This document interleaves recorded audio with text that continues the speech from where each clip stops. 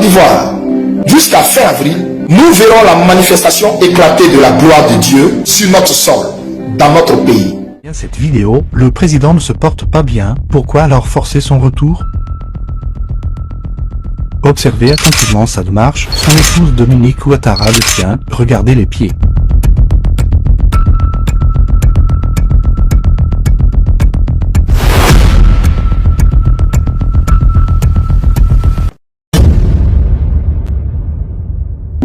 Côte d'Ivoire,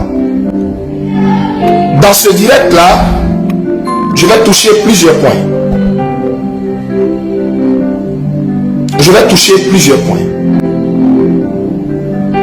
Je t'avais annoncé Côte d'Ivoire. Les 3 premiers trimestres de l'année allaient préparer ça. Et à partir du mois de mars, qui est le dernier trimestre de l'année, jusqu'au mois de jusqu'à fin avril, nous verrons la manifestation éclatée de la gloire de Dieu sur notre sol, dans notre pays. Tu sais, Côte d'Ivoire,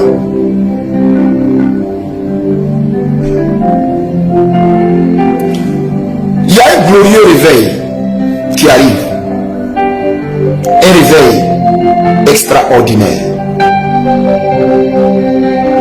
C'est la raison pour laquelle Dieu va nettoyer la surface de ce pays de toute la racaille, de toute la résidue, et parmi les hommes de Dieu et parmi les Ivoiriens et dans la classe dirigeante politique, Dieu va nettoyer. Parce que le réveil qui arrive est un réveil immanquable. Nous ne devons pas le manquer. La gloire de Dieu va éclore partout en Côte d'Ivoire. Et nous allons être un peuple de sacrificateurs. Nous allons glorifier, chanter le Seigneur dans notre nation. La Côte d'Ivoire sera une nation appartenant à Dieu, dédiée entièrement à Dieu. Il y a une grave erreur. Il y a une très grave erreur que les gens font, que je vais vous dire ce soir.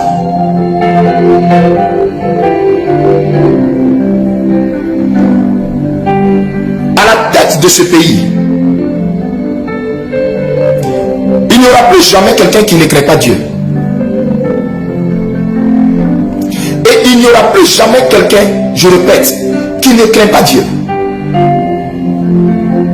qui va s'adonner au fétichisme, qui va s'adonner au maraboutage, qui va s'adonner aux sectes pernicieuses. Ça ne va plus jamais exister en Côte d'Ivoire. Plus jamais. Ce que je vous dis, c'est une révélation. Mais il y aura à la tête de notre pays que des personnes qui craignent Dieu, qui marchent selon le Seigneur, qui consultent Dieu et consultent ses prophètes. C'est dans cette ère-là que Dieu t'envoie à Côte d'Ivoire. Il n'y aura plus à la tête de la Côte d'Ivoire quelqu'un qui va s'adonner à l'idolâtrie. Je vous le dis en toute vérité. Si tu te prosternes devant des idoles, il faut te dire que pour toi, espérer t'asseoir dans un long règne sur la Côte d'Ivoire, c'est zéro, c'est caduc. Ce temps-là, c'est fini.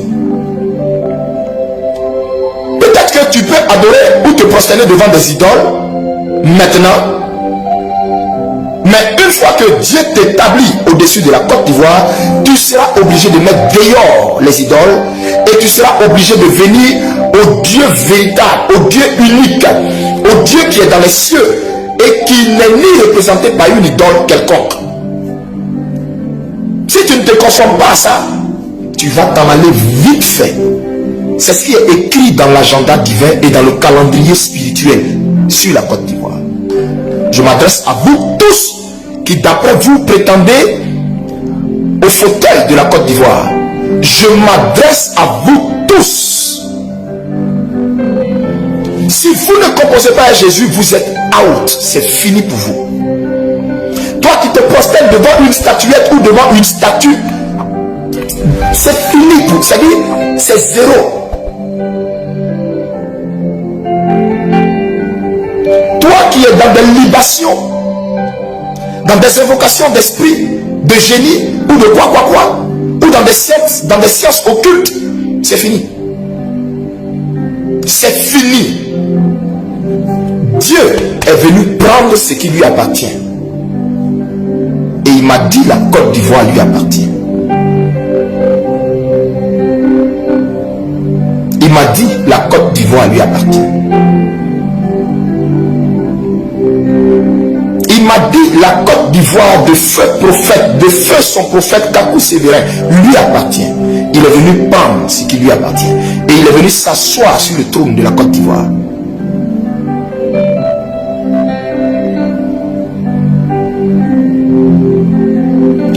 On ne te demande pas d'être chrétien. On ne te demande pas d'être chrétien évangélique ou je ne sais pas quoi. Mais, je te répète, celui qui veut prétendre s'asseoir sur le fauteuil de la nouvelle Côte d'Ivoire que le Seigneur m'a montré,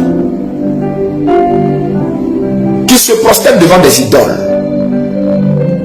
qui rend culte à des idoles, qui est dans des libations, des évocations d'esprit, qui est dans des sectes pernicieuses, qui est dans une polygamie qui n'a pas de nom. C'est même pas possible. C'est pas possible. Ce n'est pas possible que tu t'asseyes là et que tu fasses l'offre. C'est pas possible. Je ne donne même pas 3 ans à cette personne. Je suis en train de dire, dans le plan de Dieu, Dieu peut peut-être vouloir t'utiliser pour faire quelque chose, pour faire un balayage. Mais de là à dire, c'est-à-dire tu vas espérer régner 10 ans ou 5 ans. Tu n'as pas idée de ce que Dieu réserve à ceux qui ne vont pas composer avec lui dans ce pays.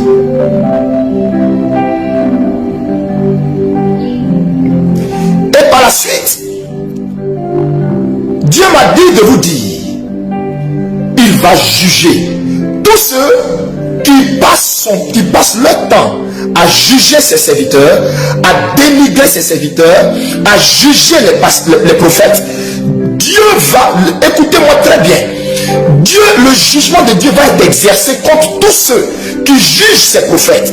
Je parle des véritables prophètes qu'il s'est choisis. Alors là, faites attention, priez d'abord avant de venir et puis mettre votre bouche sur un prophète.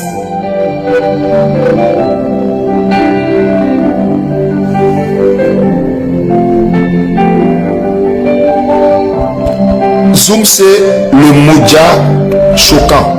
C'est écrit où que Jésus-Christ est Seigneur créateur. Sois maudit, je te maudis, je maudis ta famille, je maudis ta vie, je te maudis, je maudis ta descendance. Si tu travaillais, perds ton travail à effet immédiat. Sois maudit à vie au nom de Jésus de Nazareth. À ce signe-là, tu auras la preuve que Jésus est Seigneur et Créateur. Si tu travaillais, tu perds ton travail. Si tu étais en bonne santé, sois malade à outrance. Jusqu'à ce que tu me cherches pour que je prie pour toi. Je te maudis. Si tu étais en bonne santé, je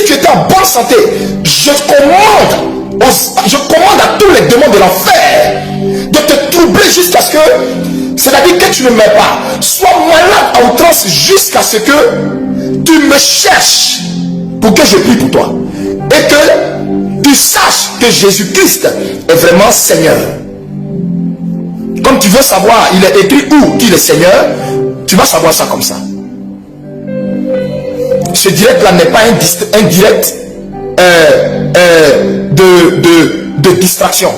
Donc tu t'es trompé de page. Ce direct-là n'est pas un direct de distraction.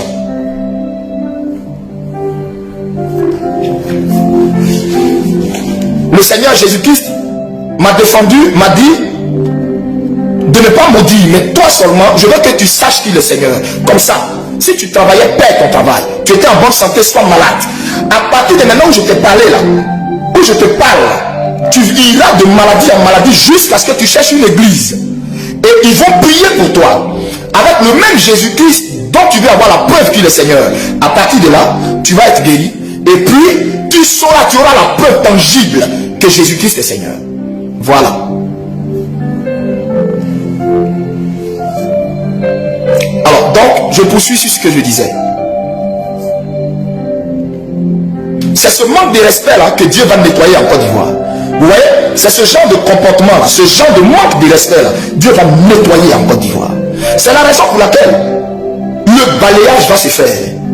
Je suis venu ici pour vous dire. Je suis venu pour vous dire. Ivoirien, c'est ton heure. Là où Dieu me dit de te dire de te préparer à rencontrer ton Dieu. Prépare-toi à rencontrer ton maître. Prépare-toi à rencontrer ton créateur. Il va venir et tu vas le voir de tes deux yeux en Côte d'Ivoire. Et cela va créer la crainte dans le cœur de tous les Ivoiriens. Vous allez le voir, vous allez l'expérimenter. Vous allez l'expérimenter. Vous allez l'expérimenter. Et pour cela, Dieu va utiliser les grands moyens pour te mener à la quête de son nom. Mais tu vas trembler comme tu n'as jamais tremblé. Côte d'Ivoire, tu vas trembler comme tu n'as jamais tremblé. Je ne dis pas plus. Mais Dieu va te secouer juste dans ton fondement. Dieu va vous secouer, il va t'apprendre le respect de son nom. Dieu va t'apprendre le retour à lui. Et c'est ainsi la Côte d'Ivoire va être un peuple de sacrificateurs. Un peuple de sacrificateurs. Oui, en Côte d'Ivoire, les gens vont craindre Dieu comme pas possible. Les gens vont aimer Dieu comme pas possible. Et les gens vont quitter dans les autres nations pour venir voir ce que Jésus a fait de la Côte d'Ivoire. Je vous dis la vérité. Les gens vont venir de partout pour venir voir qu'est-ce qui se passe en Côte d'Ivoire. Pourquoi les Ivoiriens ne sont plus des gens qui sont des fins moqueurs, des chercheurs de buzz sur Internet. Oui, la Côte d'Ivoire Jésus va te secouer dans ton fondement. Mais il va te secouer. Je viens te dire juste de ne pas avoir peur. Ce n'est pas pour ta mort, ce n'est pas pour te tuer, mais il va te secouer. Toi et toute ta classe dirigeante politique, il va vous secouer. Il va me secouer. Le Seigneur va vous secouer.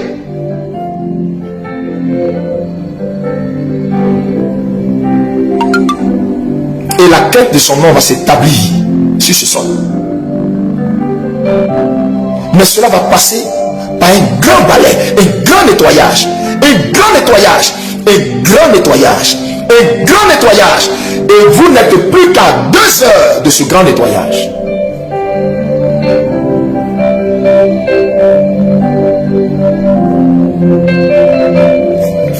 Vous passez votre temps à injurier vos prophètes, à tuer vos prophètes, à dénigrer vos prophètes, à leur vouloir du mal.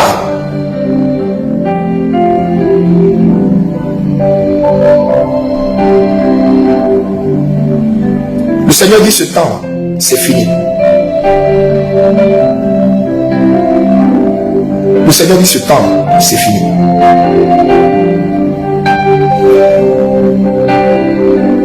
Fin mars dans laquelle nous sommes, fin avril, c'est-à-dire mars, fin avril,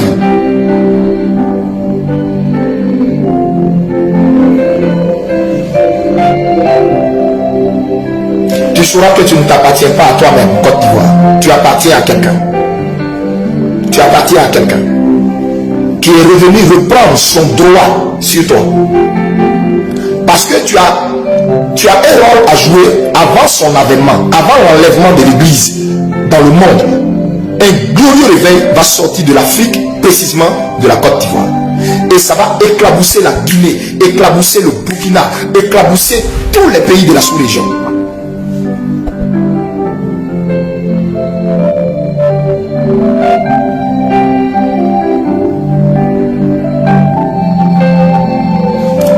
C'est pourquoi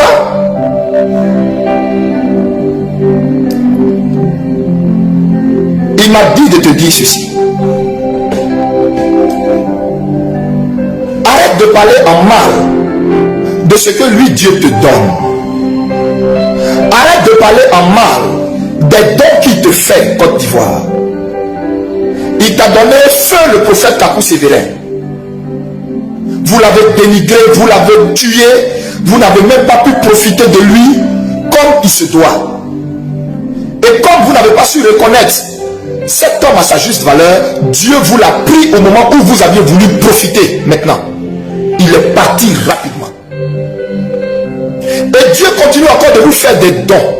Dieu continue de vous susciter encore ses envoyés. Dieu continue de vous envoyer encore des prophètes, des prophètes de partout, des jeunes gens, des personnes qui ont l'appel véritable. Et vous passez votre temps à les dénigrer, à les insulter.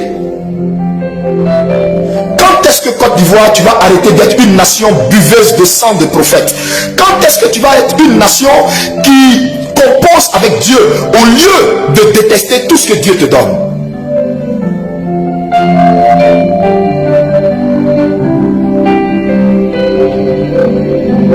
En Côte d'Ivoire, vous célébrez des brouteurs, vous acclamez des brouteurs. En Côte d'Ivoire, quand on prend un brouteur, qu'on le met en prison, s'il a trop duré là-bas, c'est 1 an. Sinon, tout au plus, 3 mois, genre une façon de lui dire, va te reposer là, et puis après tu vas sortir. Quand les gens ne vont pas trop avoir les regards sur toi. Vous acclamez les brouteurs, vous les célébrez, vous les délivrez, vous les déroulez le tapis rouge. Et les prophètes, vous les insultez. Les prophètes, vous les méprisez. Les prophètes, vous dites n'importe quoi. Les prophètes sont vos chiffons. Les prophètes, vous voulez les étouffer. Vous voulez les empêcher de parler.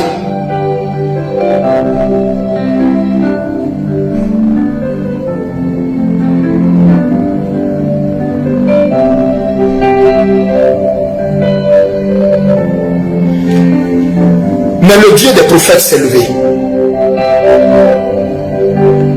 pour remettre de l'ordre dans sa nation. Dieu va mettre de l'ordre imminemment dans sa nation. Et le côté marrant dans ça, c'est que ça va vous surprendre. Au fait, vous n'allez même pas voir ça venir et puis boum, Dieu a fini de balayer. Ça va se faire en écoute, tel un éclair. Le nettoyage de Dieu va se faire tel un éclair.